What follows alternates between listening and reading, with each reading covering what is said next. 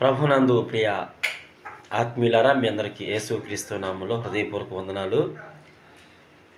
యేసు ప్రభువుని నమ్మిన నాటి నుంచి నేటి వరకు మన చుట్టూతా కూడా ప్రతికూలమైన పరిస్థితులు, మనము ప్రతికూలమైన పరిస్థితుల్లో నుంచే విశ్వాసం అనే నావ అంటే ఓడలో ఎక్కి మనము ప్రయాణం చేస్తున్న సంగతి మనందరికీ తెలిసినటువంటి సంగతే, బహు స్పష్టమే. అయితే ఎన్నో రకాలుగా ఆ ప్రతికూలమైన పరిస్థితులు వస్తాయి. యేసు ప్రభువును కలిగి ఉండా ప్రతికూలమైన పరిస్థితులు వస్తాయి.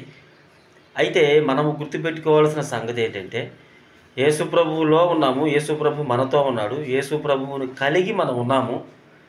ఆ ప్రతికూలమైన పరిస్థితులను సైతము కూడా ఆయన అనుకూలమైనటువంటి పరిస్థితులుగా మార్చగల సమర్థుడు అని మనము గుర్తుపెట్టుకుని ప్రయాణం చేస్తే చాలు. ఇంకెన్ని ప్రతికూలతలు వచ్చినా మనల్ని ఏమీ చేయలేవు. ఇది గుర్తుపెట్టుకుని మనం ప్రయాణం చేయాలి.